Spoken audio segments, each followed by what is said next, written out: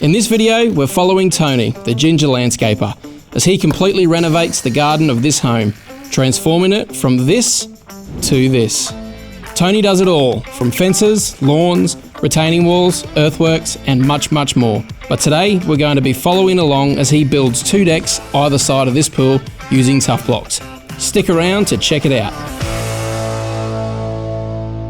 Hi, I'm Tony from Ginger Landscaping, and this is one of our current projects at Manly West. We have 2 decks going either side of our pool here. One of the challenges that we have is our natural ground is sloping away from the house. So we're going to have to use stumps at one end and low mount our joists at the other end. So basically the steps that we take when we're doing a deck like this is we start with our ground prep, work from the ground up, set out our tough blocks, and then work out our heights from there, get our joists all nice and level, frame it up. Always use joist tape, especially next to a pool, and then boards across, done. Things have got off to a great start here. I'm looking at the string line in front of me and around the pool. Looks like we've achieved the height that we're looking for. Can you just run us through how we got to here and what comes next for the project? I set up my laser and I pick a height off my coping. I go through and I mark that on my posts. So that's our level height off the pool coping for our deck.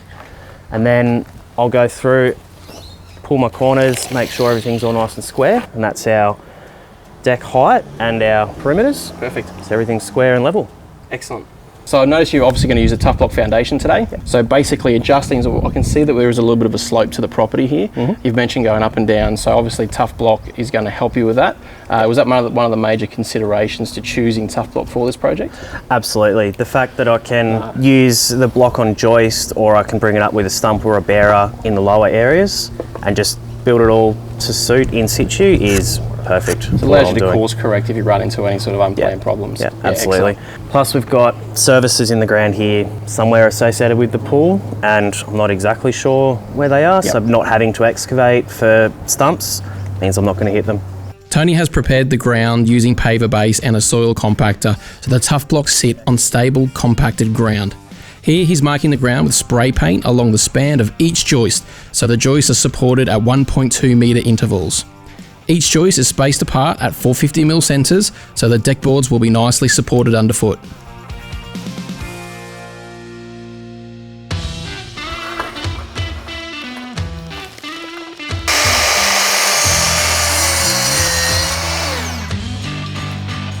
Tony's cutting 2 lengths of joist, a longer cross joist that spans the entire deck, and then a smaller cut that will be used to bridge the joist to add strength and prevent bowing. Sealing the ends with Eco-Seal, especially around the pool. We always take those little extra precautions when we do have this proximity to water, give the timber every chance it can. On this deck, Tony's using posts at various heights to account for the sloping ground. Here he's measuring the height from the base of the tough block to the base where the joist will sit, using the level and string line to get that measurement. We've got our height list here now, all written out, so then we can just go over to the drop saw and just cut them as we go and bang. We'll even give you a hand. Sounds good. To achieve a 90mm post, Tony is using 2 45mm joists fastened together. This is a fast and efficient way to create checked-in posts, but we also have an extensive video showing how this can be done using traditional methods, which you can click above or in the description. With the posts now measured to height, they're placed into their respective tough blocks so the post can create a completely level base for the joist to sit on. Here, Tony is fastening the shorter joist for bridging.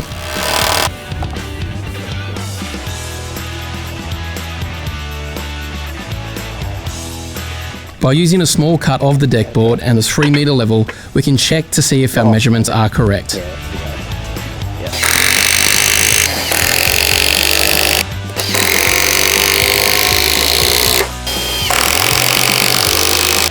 Yep.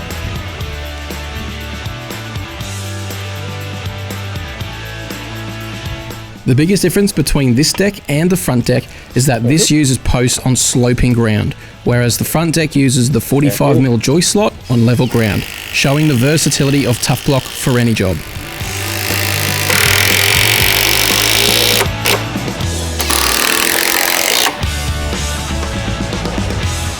Boom.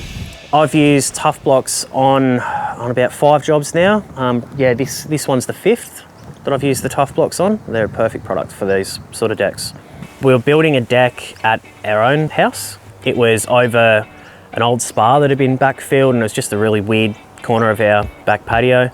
Yeah, we came across these things called TuffBlocks on, I think it was Facebook, and did a bit more research, bit of YouTube research, and thought, yeah, they look like the go. Used them once and went, these are fantastic. Yeah, I'll definitely use them again. So here we've got our joist protection tape.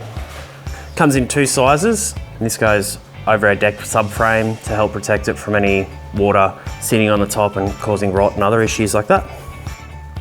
Tony's removing any debris before adding joist tape. It's always a smart idea to use joist tape to prolong the life of your deck, and even more important when in close proximity to water.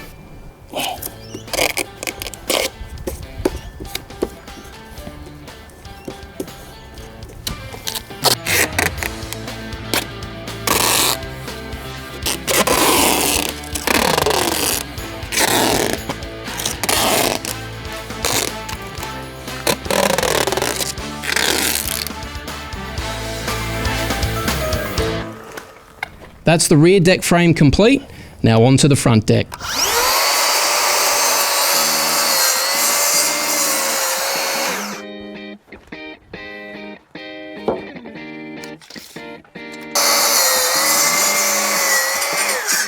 This one's going to be a little bit trickier because I've got to sort of frame around the skimmer box. Here, Tony's marking the joist for where the TuffBlocks will sit. Typically, deck supports allow for a 30cm overhang, which also helps hide the TuffBlock under the deck.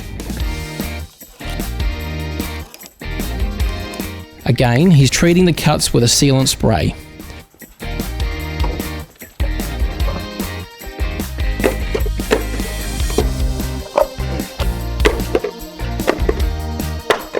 Because Tony's prepared the ground and levelled it out with a compactor, the joist can sit straight into the TuffBlocks.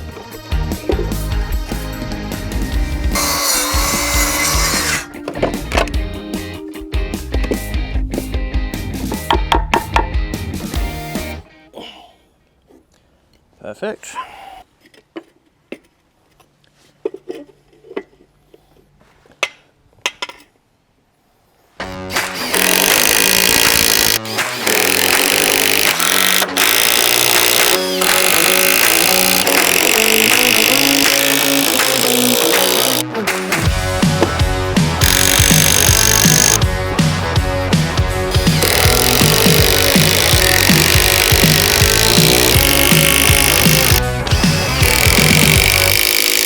What I do is I put a fascia board on the end, usually 100 or 150 mil off our last joist. So that way it just brings the deck out that little bit, cantilevers over the feet of our blocks and just hides them. And then I'll usually use a wider deck board to match in, and it'll go across the front. So visually when you look at it that way, you don't see any of the pine or any of the feet. It's just all nice floating deck. With the subframe now built, all that's left is to add joist tape, and then we can start laying boards.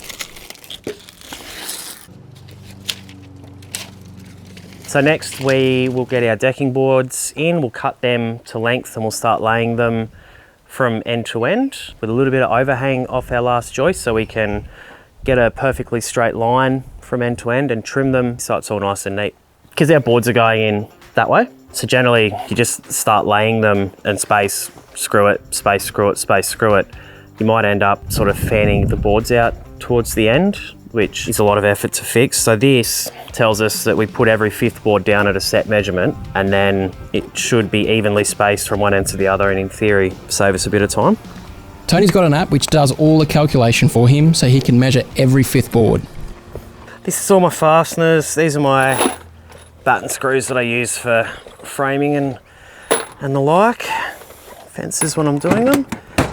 And then I've got my little deck box, which is not just an old fastener box, but it keeps my all my deck things, like a string line that I use just for decks, my deck spacers, deck drill, wedges,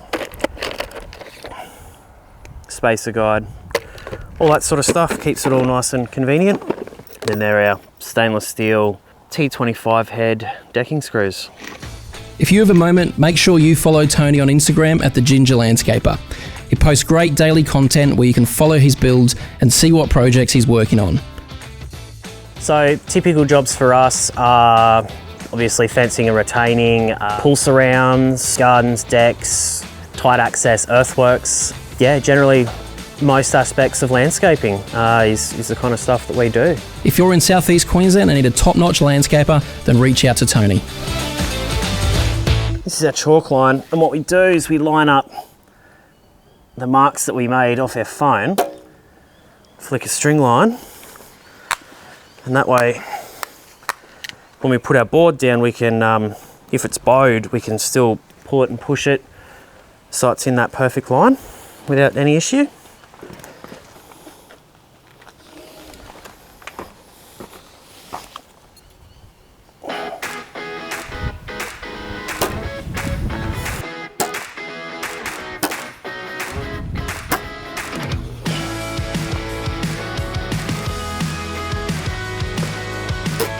This technique gives us the measurement for every fifth board across all joists, making it easy to accurately install the boards and ensure they're in perfect alignment.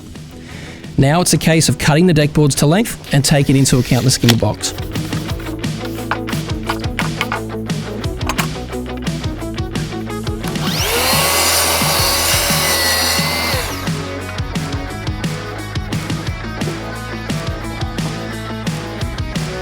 Yeah, I'm just sort of giving them a scrub as I cut them just to get any particle off them so it doesn't get trapped under.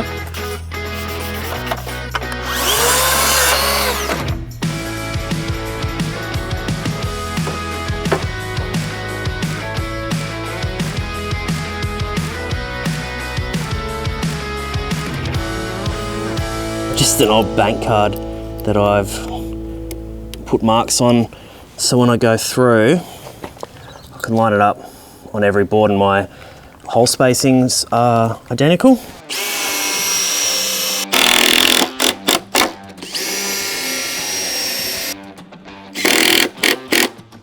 I'll leave this screw high so I can put my string line on there and pull it through to my last board and flick a line so that way it gives us our centre of joist the whole way along.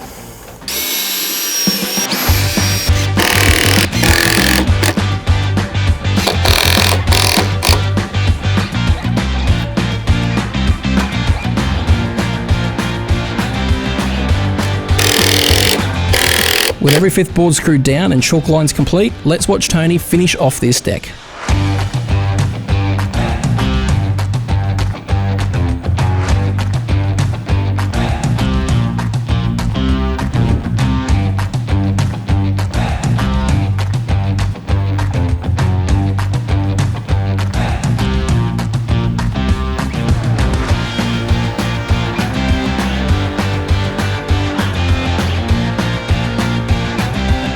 If you're a professional or handy DIYer, consider how TuffBlock can save you time and money on your next build. We hope you've enjoyed watching and we'll see you on our next project. Build on.